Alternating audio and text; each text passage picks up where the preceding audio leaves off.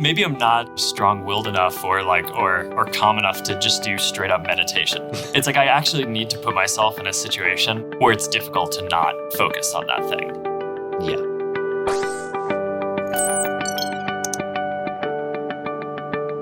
Let's talk about the training yourself to be uncomfortable or to become more comfortable with discomfort. Does anything come to mind just in terms of managing your psychology? For my own psychology, the way that I try to manage this stuff is I wake up in the morning and you get like whatever emails you have of like stuff that's going on in the world, right? So it's world events, it's team events, whatever trends we're seeing across our products. And often in there's a fair amount of bad news and like new things that I need to absorb.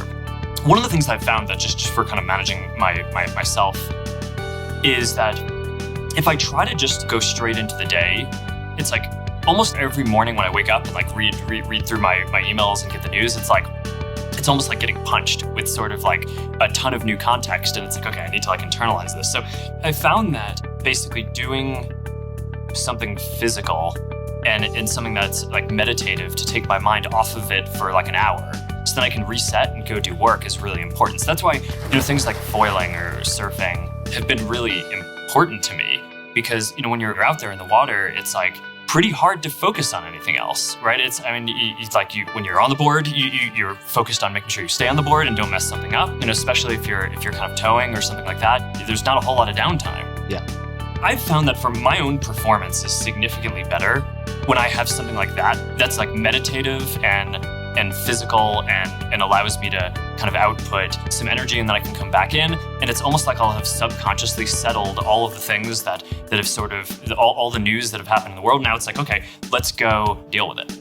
Yeah. Now, obviously, if there's something that's really an emergency, I'm not going to, go do a sport or something. I'll go deal with it. And obviously part of life is you don't always get to control your schedule and that's kind of how that goes. But, when I compare kind of how I do on the days when I kind of get to have some time to soak that in or to kind of have an outlet versus just like jumping right in, I find I'm often like stewing in bad news or something. And then I'm not as productive. So I think that's sort of my own personal way that I try to manage situations like this. But obviously a key part of this is like having an awesome team and it's not primarily about me at this point. It's a big company and we have awesome people who are running all these different groups. So I get that what I'm saying, kind of how I've worked out the system for myself isn't necessarily something that would work for a lot of other people. I think that the meditative palate cleanser makes sense though, especially if you're talking about things like foiling where the consequence of a lapse of attention on what you're doing has immediate penalties. Yeah. So it's regulating in a sense. Maybe I'm not strong-willed enough or calm enough to just do straight up meditation. It's like I actually need to put myself in a situation where it's difficult to not focus on that thing. Yeah. But I don't know. I think part of this too, I do think managing energy is an interesting thing. Some of the folks who I work with at the company, they say this lovingly, but I think that they sometimes refer to my attention as the eye of Sauron, in that basically you have this unending amount of energy to go work on something. And if you like point that at any given team, you will just burn them. But at the same time, right, it's managing that so that way I can like manage my own energy and diffuse it well enough so that way it's like, okay, I have the thing that I'm focused on that day.